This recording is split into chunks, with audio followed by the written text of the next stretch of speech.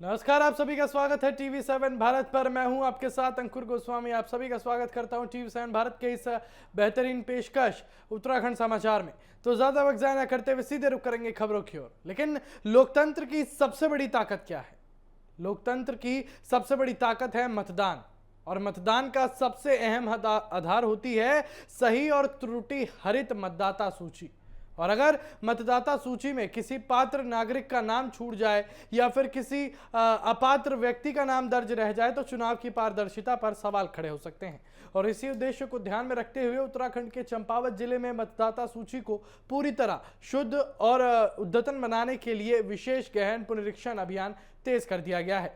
भारत निर्वाचन आयोग के निर्देशानुसार 1 जुलाई 2026 की अर्हता तिथि के आधार पर चल रहे विशेष गहन पुनरीक्षण यानी कि स्पेशल इंटेंसिव रिवीजन उस अभियान के तहत सोमवार को चंपावत के जिलाधिकारी और जिला निर्वाचन अधिकारी मनीष कुमार ने मान्यता प्राप्त राजनीतिक दलों और उनके बूथ लेवल एजेंट यानी BALA के साथ जो है आपको बताएं महत्वपूर्ण बैठक की। और बैठक का मुख्य उद्देश्य सभी राजनीतिक दलों को इस अभियान की जानकारी देना और उनके सहयोग से मतदाता सूची को पूरी तरह त्रुटि हरित बनाना था। बैठक को संबोधित करते हुए जिलाधिकारी मनीष कुमार ने कहा कि निर्वाचन आयोग का लक्ष्य ऐसा मतदाता डेटाबेस तैयार करना है जिसमें केवल पात्र मतदाताओं के नाम हो। उन्होंने कहा कि प्रत्येक योग्य नागरिक का नाम मतदाता सूची में शामिल होना चाहिए, जबकि मृत, स्थानांतरित, डुप्लीकेट और अपात्र मतदाताओं के नाम नियमानुसार हटाए जाए। इससे भविष्य में होने वाले चुनाव और अधिक निष्पक्ष, पारदर्शी और विश्वसनीय बन सकेंगे। जिलाधिकारी ने राजनीतिक दलों से अपील की है कि वो इस अभियान को किसी सरकारी प्रक्रिया के रूप में नहीं बल्कि लोकतंत्र को मजबूत करने के अभियान के रूप में देखें। उन्होंने कहा कि सभी दलों के बूथ स्तर लेवल एजेंट इस पूरी प्रक्रिया में महत्वपूर्ण भूमिका निभाते हैं और अगर वो सही जानकारी उपलब्ध कराएंगे और क्षेत्र में सक्रिय रहेंगे तो मतदाता सूची में होने वाले अधिकांश त्रुटियों को समय रहते ठीक किया जा सकेगा। बैठक में BALA को विशेष जिम्मेदारियां सौंपी गई। जिलाधिकारी ने निर्देश दिए कि वो अपने अपने क्षेत्रों में ऐसे मतदाताओं का गहन सत्यापन करें जो लंबे समय से अनुपस्थित है, जिनकी मृत्यु हो चुकी है या जो किसी अन्य स्थान पर स्थायी रूप से स्थानांतरित हो चुके हैं। उन्होंने स्पष्ट कहा कि किसी भी पात्र मतदाता का नाम गलती से सूची से हटना नहीं चाहिए, इसलिए प्रत्येक मामले की पूरी जांच और सत्यापन के बाद ही आवश्यक कार्रवाई की जाए। उन्होंने आम नागरिकों से भी इस अभियान में सक्रिय भागीदारी की अपील की। उनका कहना था कि निर्वाचन कर्मियों और बूथ लेवल अधिकारियों को सही जानकारी देना प्रत्येक नागरिक की जिम्मेदारी है और अगर कोई परिवार अपने घर में हुए बदलाव, मृत्यु, स्थानांतरण या फिर नए मतदाता की जानकारी समय पर देता है तो पूरी प्रक्रिया अधिक जो है आसान और पारदर्शी हो जाएगी। जिलाधिकारी ने बताया कि चंपावत जिले में मतदाता गणना प्रपत्रों का 100% डिजिटाइजेशन सफलतापूर्वक पूरा कर लिया गया है और अब प्राप्त आंकड़ों और दस्तावेजों के आधार पर नियमानुसार सत्यापन और संशोधन का कार्य किया जा रहा है। डिजिटाइजेशन से पूरे प्रक्रिया जो है वो अधिक तेज, पारदर्शी और रिकॉर्ड आधारित हो गई है, जिससे त्रुटियां की संभावना जो है वो काफी कम हो गई है। उन्होंने ये भी बताया कि सत्यापन के दौरान मतदाताओं को अपनी आयु और श्रेणी के अनुसार आवश्यक दस्तावेज प्रस्तुत करने होंगे। निर्वाचन आयोग ने अलग अलग श्रेणियों के लिए आवश्यक दस्तावेज पहले से निर्धारित किए हैं ताकि किसी भी प्रकार का भ्रम न रहे और सभी आवेदनों का जो है निष्पक्ष तरीके से निस्तारण किया जा सके। बैठक के दौरान जिलाधिकारी ने पूरे पुनरीक्षण कार्यक्रम का विस्तृत कैलेंडर भी साझा किया। उन्होंने बताया कि 14 जुलाई 2026 को प्रारूप मतदाता सूची प्रकाशित की जाएगी और इसके बाद 14 जुलाई से 13 अगस्त तक आम नागरिक दावे और आपत्तियां दर्ज करा सकेंगे और ये प्रक्रिया ऑनलाइन और ऑफलाइन दोनों माध्यमों से उपलब्ध रहेंगी ताकि अधिक से अधिक लोग इसमें भाग ले सके और इसके बाद प्राप्त सभी दावों और आपत्तियों का परीक्षण और निस्तारण 11 सितंबर तक किया जाएगा। अंततः सभी आवश्यक संशोधनों के बाद 15 सितंबर 2026 को अंतिम मतदाता सूची प्रकाशित कर दी जाएगी। और जिलाधिकारी ने यह भी कहा कि अगर किसी पात्र नागरिक का नाम मतदाता सूची में शामिल नहीं है, किसी कारणवश हट गया है या फिर मतदाता सूची से संबंधित कोई अन्य समस्या है तो वो निर्वाचन आयोग की book A call with BLO सुविधा का उपयोग कर सकता है और इस सुविधा के माध्यम से संबंधित बूथ लेवल अधिकारी से सीधे संपर्क कर आवश्यक जानकारी प्राप्त की जा सकती है और समय पर समस्या का समाधान भी कराया जा सकता है। उन्होंने कहा कि निर्वाचन आयोग लगातार तकनीक का उपयोग कर चुनावी प्रक्रिया को अधिक पारदर्शी और जनहितकारी बना रहा है। ऐसे में नागरिकों की जागरूकता और राजनीतिक दलों का सहयोग इस अभियान की सफलता के लिए बेहद जरूरी है। बैठक में अपर जिलाधिकारी कृष्णनाथ गोस्वामी, सहायक जिला निर्वाचन अधिकारी डीएस अधिकारी, नोडल अधिकारी प्रशिक्षण जीवन कॉलोनी और भाजपा के प्रतिनिधि शंकर पांडे और सतीश पांडे, कांग्रेस के प्रतिनिधि चिराग फरत्याल और श्याम कार्की सहित विभिन्न राजनीतिक दलों के पदाधिकारी और बूथ लेवल एजेंट वहां पर मौजूद रहे और सभी ने मतदाता सूची को त्रुटि रहित बनाने के लिए प्रशासन को सहयोग देने का भरोसा जताया। अब सबकी निगाहें 14 जुलाई को प्रकाशित होने वाली प्रारूप मतदाता सूची पर रहेंगी और इसके बाद एक महीने तक चलने वाली ये दावा और आपत्ति प्रक्रिया जो है वो तय करेगी कि अंतिम सूची कितनी सटीक और निष्पक्ष बनती है। 15 सितंबर को जब अंतिम मतदाता सूची प्रकाशित होंगी तब ये केवल एक प्रशासनिक दस्तावेज नहीं होगी बल्कि लोकतंत्र को और अधिक मजबूत बनाने की दिशा में एक महत्वपूर्ण कदम भी साबित होगी।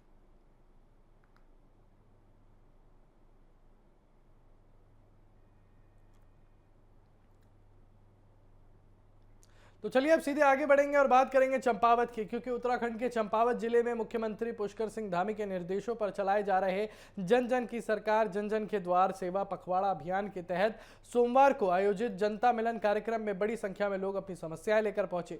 कलेक्ट्रेट सभागार में आयोजित इस कार्यक्रम की अध्यक्षता जिलाधिकारी और जिला मजिस्ट्रेट मनीष कुमार ने की। कार्यक्रम का उद्देश्य आम नागरिकों की समस्याओं को सीधे सुनना, उनका त्वरित समाधान करना और प्रशासन और जनता के बीच बेहतर संवाद स्थापित करना था। सुबह से ही कलेक्ट्रेट परिसर में लोगों की भीड़ जुटनी शुरू हो गई थी। जिले के अलग अलग गांवों और दूर दराज क्षेत्रों से आए लोगों ने अपनी समस्याएं सीधे जिलाधिकारी के समक्ष रखी।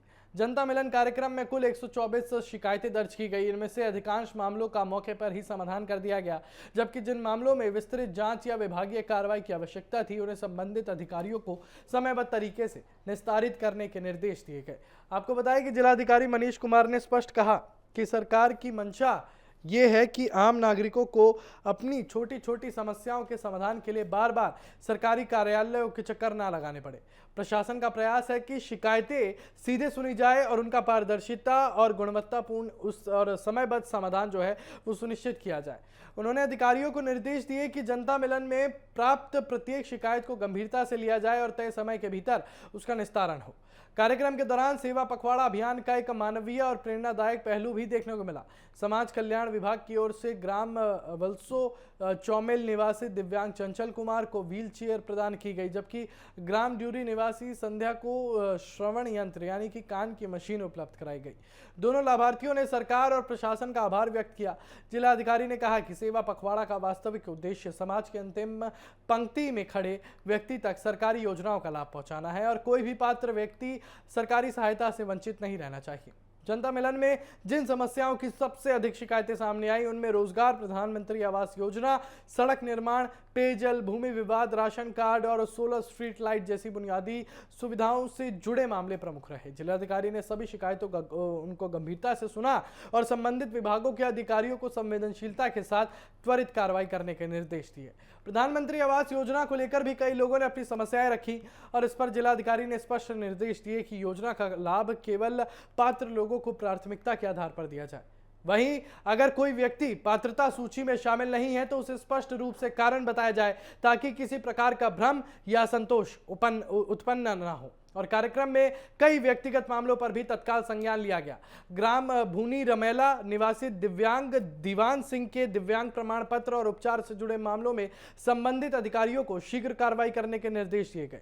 ग्राम पऊ निवासी माहेश्वरी देवी के आयुष्मान कार्ड, ग्राम पाटन पाटनी निवासी गोविंदी देवी के लंबित नामांतरण वाद, ग्राम पुनेठी निवासी माया देवी के प्रधानमंत्री आवास योजना की मांग, ग्राम थुआ मेहरा निवासी राजेंद्र सिंह की सुरक्षा दीवार निर्माण तथा नारियल ग्राम निवासी प्रकाश चंद द्वारा सोलर स्ट्रीट लाइट की मांग पर भी संबंधित विभागों को प्राथमिकता के आधार पर कार्रवाई करने के निर्देश दिए गए।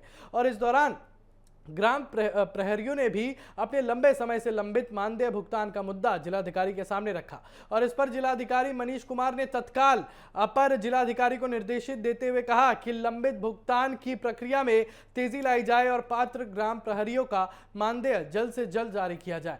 जिलाधिकारी ने अधिकारियों को यह भी निर्देश दिए कि शिकायतों का समाधान केवल औपचारिकता बनकर न रह जाए, बल्कि प्रत्येक मामले की गुणवत्ता के साथ समीक्षा की जाए। उन्होंने कहा कि प्रशासन की जवाबदेही तभी साबित होगी जब लोगों की समस्याओं का स्थायी समाधान समय पर हो और उन्हें आवश्यक रूप से जो है सरकारी कार्यालयों के चक्कर जो ना काटने पड़े, अनावश्यक रूप से उन्हें ना आना पड़े। और उन्होंने ये भी कहा कि जनता मिलन जैसे कार्यक्रम सरकार और आम जनता के बीच विश्वास का मजबूत माध्यम है और इन कार्यक्रमों के जरिए लोगों को सीधे अपनी बात रखने का अवसर मिलता है और प्रशासन को भी जमीनी स्तर की समस्याओं की वास्तविक जानकारी प्राप्त होती है।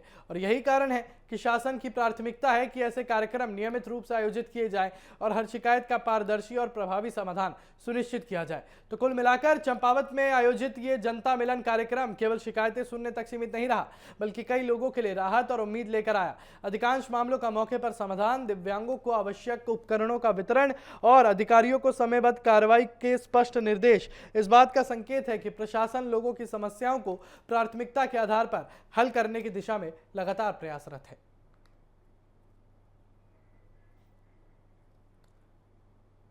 तो चलिए आगे बढ़ेंगे और बात करेंगे टनकपुर की। टनकपुर से नांदेड़ तक दौड़ी विकास की नई रेल। कुमाऊं को मिली एक ऐतिहासिक सौगात, उसकी हम बात करेंगे। उत्तराखंड के कुमाऊं क्षेत्र के लिए सोमवार का जो है वो दिन विकास और रेल कनेक्टिविटी के लिहाज से बेहद खास रहा। लंबे समय से जिस रेल सेवा का इंतजार किया जा रहा था वो आखिरकार शुरू हो चुकी है। केंद्रीय रेल मंत्री अश्विनी वैष्णव ने उत्तराखंड के मुख्यमंत्री पुष्कर सिंह धामी, महाराष्ट्र के मुख्यमंत्री देवेंद्र फडणवीस, रेल राज्य मंत्री रवनीत सिंह, केंद्रीय राज्य मंत्री जितिन प्रसाद और अजय टम्टा के साथ वर्चुअल माध्यम से टनकपुर नांदेड़ एक्सप्रेस, नांदेड़ मुंबई एक्सप्रेस और टनकपुर पीलीभीत ट्रेन सेवा के शाहजहांपुर तक विस्तार को हरी झंडी दिखाकर रवाना कर दिया है। इसके साथ ही कुमाऊं क्षेत्र की रेल कनेक्टिविटी को नई गति मिल गई और इस अवसर पर केंद्रीय रेल मंत्री अश्विनी वैष्णव ने कहा कि ये केवल नई ट्रेनों का शुभारंभ नहीं है, बल्कि देशों के अलग अलग हिस्सों को जोड़ने की दिशा में एक महत्वपूर्ण कदम है। उन्होंने कहा कि नांदेड़ का देश भर के सिख श्रद्धालुओं के लिए विशेष धार्मिक महत्व है और वर्षों से उत्तराखंड और आसपास के क्षेत्रों के लोग टनकपुर से नांदेड़ तक सीधी रेल सेवा की मांग कर रहे थे। अब इसी मांग को पूरा कर दिया गया है, जिससे लाखों यात्रियों को सीधा लाभ मिलेगा। अश्विनी वैष्णव ने भारतीय रेल की तेजी से हो रहे आधुनिकीकरण का भी उल्लेख किया। उन्होंने कहा कि पिछले 12 वर्षों में देश भर में लगभग 37,000 किलोमीटर नए रेलवे ट्रैक बिछाए गए हैं। इसके अलावा भारतीय रेलवे के 99.6% रेल नेटवर्क का विद्युतीकरण जो है वो पूरा हो चुका है, जिससे ट्रेनों का संचालन अधिक तेज, सुरक्षित और पर्यावरण के अनुकूल बन रहा है। उन्होंने ये भी बताया कि देश की महत्वाकांक्षी बुलेट ट्रेन जो है वो परियोजना पर तेजी से काम चल रहा है और अगले वर्ष इसके संचालन का लक्ष्य रखा गया है। उत्तराखंड के मुख्यमंत्री पुष्कर सिंह धामी ने इस अवसर को कुमाऊं क्षेत्र के लिए एक ऐतिहासिक उपलब्धि बताया। उन्होंने कहा कि टनकपुर नांदेड़ एक्सप्रेस केवल एक नई रेल सेवा नहीं है, बल्कि उत्तर और दक्षिण भारत के बीच आस्था, संस्कृति, पर्यटन और व्यापार को जोड़ने वाला मजबूत सेतु बनेगी। मुख्यमंत्री ने कहा कि टनकपुर मां पूर्णागिरी धाम और आदि कैलाश यात्रा का प्रवेश द्वार माना जाता है और अब महाराष्ट्र, मध्य प्रदेश, उत्तर प्रदेश और देश के अन्य राज्यों से आने वाले श्रद्धालुओं को सीधे टनकपुर पहुंचने की सुविधा मिलेगी, जिससे धार्मिक पर्यटन को नई पहचान मिलेगी। मुख्यमंत्री ने कहा, लेकिन आपको सीधा लेके चलते हैं एक बड़ी खबर की तरफ। एक बड़ी खबर निकल कर आ रही है कि वायनाड में बारिश के बाद खौफनाक जो है लैंडस्लाइड देखने को मिली है। लगातार ये बड़ी खबर हम आपको बता रहे हैं। केरल वायनाड में पहाड़ दरकने से जो है हड़कंप मच गया है। मीनाक्षी ब्रिज के पास जो है बड़ा हादसा देखने को मिला है। मौसम का जायजा देखते हुए हम आपको बता रहे हैं कि लैंडस्लाइड का डरावना वीडियो जो है वो अब सामने आ चुका है और सोशल मीडिया पर वायरल हो रहा है। टनल प्रोजेक्ट साइट पर अफरा तफरी जो है वो यहां पर मचती हुई नजर आ रही है। लगातार बड़ी खबर हम आपको बता रहे हैं कि वायनाड में बारिश के बाद खौफनाक लैंडस्लाइड हो चुकी है और केरल वायनाड में पहाड़ी दरकने से हड़कंप मच चुका है। इस वक्त लगातार बड़ी खबर हम आपको बता रहे हैं कि मीनाक्षी ब्रिज के पास ये बड़ा हादसा जो है वो देखने को मिला है और लैंडस्लाइड का डरावना वीडियो सामने आ चुका है। यहाँ पर सोशल मीडिया पर लगातार ये वीडियो वायरल हो रहा है। टनल प्रोजेक्ट साइट पर भी अफरा तफरी जो है वो यहाँ पर मचती हुई नजर आ रही है। लेकिन हम सीधा आपको खबर की तरफ लेके चलेंगे कि मुख्यमंत्री ने यहां पर कहा कि इस रेल सेवा का लाभ केवल यात्रियों तक सीमित नहीं रहेगा। कुमाऊं के स्थानीय उत्पाद, हस्तशिल्प, कृषि उत्पाद और छोटे उद्योगों को भी देश के बड़े बाजारों तक पहुंचने का अवसर मिलेगा। इससे स्थानीय व्यापार को बढ़ावा मिलेगा और रोजगार के नए अवसर भी पैदा होंगे। महाराष्ट्र के मुख्यमंत्री देवेंद्र फडणवीस ने भी इस नई रेल सेवा का स्वागत करते हुए कहा कि नांदेड़ मुंबई एक्सप्रेस और टनकपुर नांदेड़ एक्सप्रेस दोनों राज्यों के बीच धार्मिक और सांस्कृतिक संबंधों को और मजबूत करेंगी। उन्होंने कहा कि नांदेड़ देश के प्रमुख धार्मिक स्थलों में शामिल है और यहां हर वर्ष लाखों श्रद्धालु पहुंचते हैं और नई रेल सेवा से पर्यटन के साथ साथ व्यापारिक गतिविधियों को भी नई गति मिलेगी।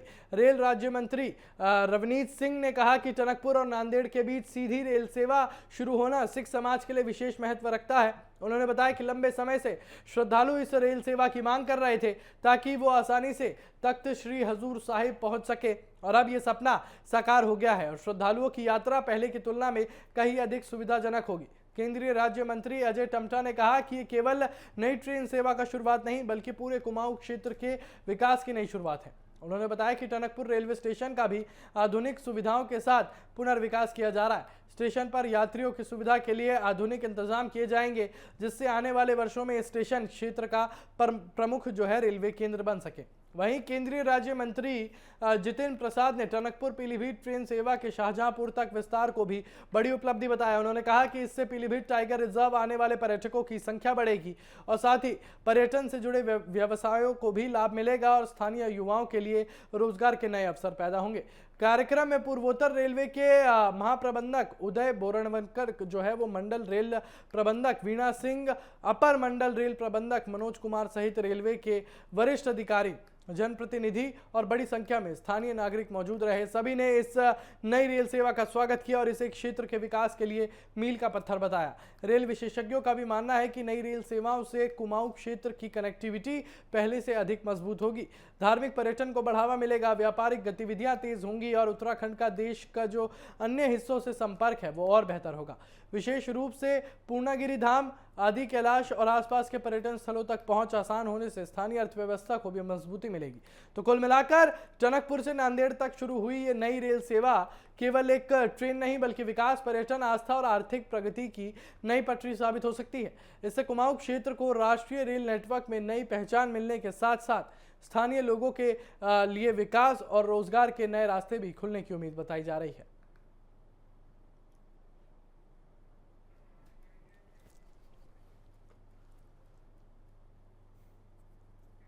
तो चलिए आगे बढ़ेंगे। सरकारी कार्यालयों में समयबद्ध कार्य संस्कृति और जनता की शिकायतों के त्वरित समाधान को लेकर चंपावत प्रशासन अब पूरी तरह सख्त नजर आ रहा है। इसी कड़ी में सोमवार को जिलाधिकारी मनीष कुमार ने उत्तराखंड पावर कॉर्पोरेशन लिमिटेड कार्यालय का औचक निरीक्षण किया और इस निरीक्षण में जो तस्वीरें सामने आई उसने प्रशासन की चिंता बढ़ा दी।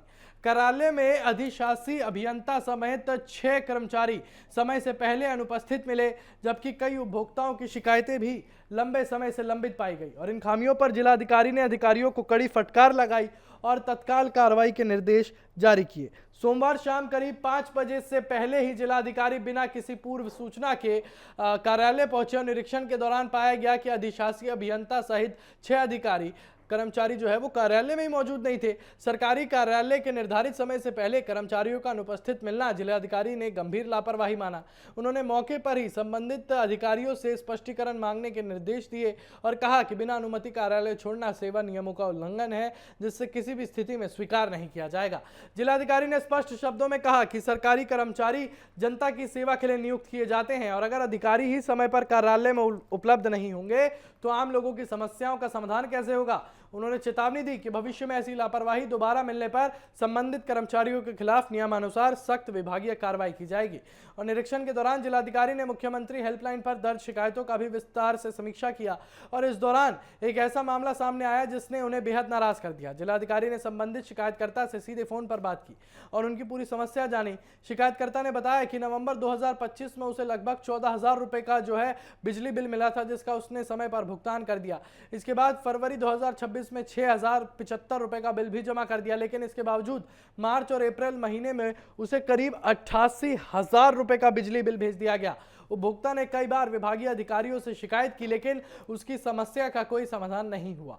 लगातार कार्यालयों को चक्कर लगाने के बावजूद न तो बिल में सुधार किया गया और न ही कोई संतोषजनक जवाब मिला। यह मामला सुनते ही जिलाधिकारी मनीष कुमार ने कड़ी नाराजगी व्यक्त की। उन्होंने कहा कि प्रथम दृष्टया ये विभागीय लापरवाही का मामला प्रतीत होता है, और अगर उपभोक्ता ने समय पर बिल जमा किया है तो उसके बाद इतना बड़ा बिल कैसे जारी हुआ, इसकी निष्पक्ष जांच होनी जरूरी है। उन्होंने अधिशासी अभियंता को तत्काल स्पष्टीकरण प्रस्तुत करने, पूरे मामले की जांच कराने और निर्धारित समय सीमा के भीतर शिकायत का गुणवत्तापूर्ण समाधान सुनिश्चित करने के निर्देश दिए गए हैं। डीएम ने अधिकारियों को साफ शब्दों में चेतावनी दी है कि मुख्यमंत्री हेल्पलाइन पर दर्ज शिकायतों को केवल औपचारिकता के तौर पर नहीं लिया जा सकता। उन्होंने कहा कि सीएम हेल्पलाइन सरकार की प्राथमिकता वाली व्यवस्था है और इसमें दर्ज प्रत्येक शिकायत का समयबद्ध और संतोषजनक निस्तारण किया जाना अनिवार्य है, और अगर किसी अधिकारी की लापरवाही, टालमटोल या फिर उदासीनता सामने आती है तो उसके खिलाफ कठोर कार्रवाई की जाएगी। और निरीक्षण के दौरान जिलाधिकारी ने जिले के सौरई और तामली क्षेत्रों में लगातार बाधित हो रही बिजली आपूर्ति का मुद्दा भी उठाया। स्थानीय लोगों द्वारा लगातार बिजली कटौती की शिकायतों को गंभीरता से लेते हुए उन्होंने संबंधित अधिकारियों को निर्देश दिए कि विद्युत व्यवस्था में तत्काल सुधार किए जाए। उन्होंने कहा कि बार बार बिजली बाधित होने से आम जनता, छात्र, व्यापारी और किसान सभी प्रभावित होते हैं। इसलिए समस्या का केवल अस्थायी नहीं बल्कि स्थायी समाधान खोजा जाए, ताकि उपभोक्ताओं को निर्बाध जो है बिजली आपूर्ति मिल सके। और जिलाधिकारी ने यह भी कहा कि बिजली जैसी मूलभूत सेवा से जुड़े विभागों की जिम्मेदारी और अधिक बढ़ जाती है, और अगर बिजली बिल गलत जारी होते हैं या फिर उपभोक्ताओं की शिकायतों का समय पर समाधान नहीं होता तो लोगों का सरकारी व्यवस्था पर विश्वास कमजोर पड़ता है। इसलिए अधिकारियों को पारदर्शिता, संवेदनशीलता और जवाबदेही के साथ काम करना होगा। उन्होंने सभी विभागीय अधिकारियों को निर्देशित किया कि कार्यालयों में नियमित उपस्थिति सुनिश्चित की जाए, उपभोक्ताओं की शिकायतों का रिकॉर्ड व्यवस्थित रखा जाए और प्रत्येक शिकायत का समाधान तय समय के भीतर किया जाए। उन्होंने कहा कि प्रशासन का उद्देश्य केवल निरीक्षण करना नहीं बल्कि सरकारी युवाओं की गुणवत्ता में सुधार लाना है, ताकि आम नागरिकों को बेहतर सुविधाएं मिल सके। तो कुल मिलाकर यहाँ पर जिला अधिकारी का यह औचक निरीक्षण सरकारी विभागों के लिए स्पष्ट संदेश माना जा रहा है कि अब लापरवाही, गैर जिम्मेदारी और जनता की शिकायतों की अनदेखी किसी भी कीमत पर बर्दाश्त नहीं की जाएगी। प्रशासन की प्राथमिकता साफ है, जनहित से जुड़े हर मामले में पारदर्शी व्यवस्था, समयबद्ध कार्रवाई और जनता को बेहतर सेवाएं उपलब्ध कराना। तो चलिए आगे बढ़ेंगे और जरा बात करेंगे उत्तराखंड के मौसम की। उत्तराखंड में लगातार हो रही मानसूनी बारिश अब पहाड़ी इलाकों में मुश्किलें बढ़ाने लगी है। रुद्रप्रयाग जिले में सोनप्रयाग मोटर मार्ग पर जो है भारी भूस्खलन होने से सड़क एक बार फिर मलबे और बोल्डरों से पट गई है। मार्ग बंद होने से न केवल स्थानीय लोगों और यात्रियों की आवाजाही प्रभावित हुई, बल्कि आपको बताएं त्रियुगी नारायण से होने वाली विवाह समारोह पर भी इसका सीधा असर पड़ा है। लगातार हो रहे भूस्खलन ने प्रशासन और स्थानीय लोगों की चिंता बढ़ा दी है। त्रियुगी नारायण मंदिर देश भर में भगवान शिव और माता पार्वती के विवाह स्थल के रूप में प्रसिद्ध है।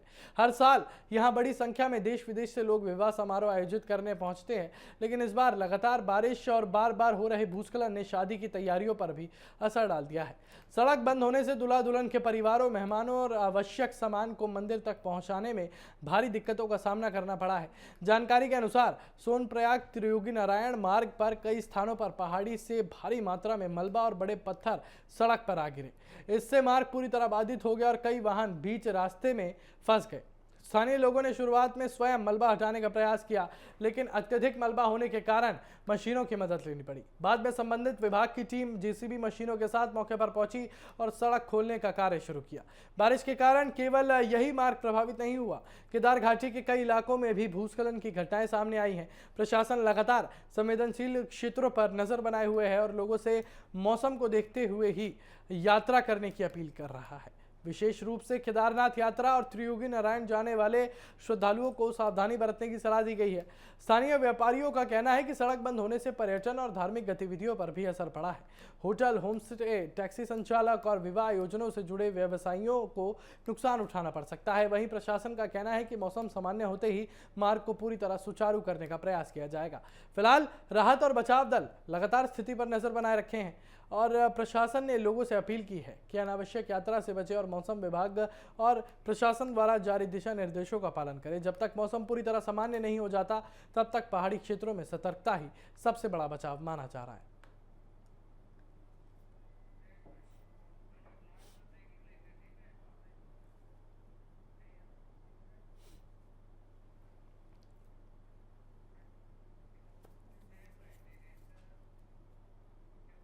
तो चलिए इस कार्यक्रम की समाप्ति से पहले एक बड़ी खबर की तरफ जो है आपको लेकर चलते हैं।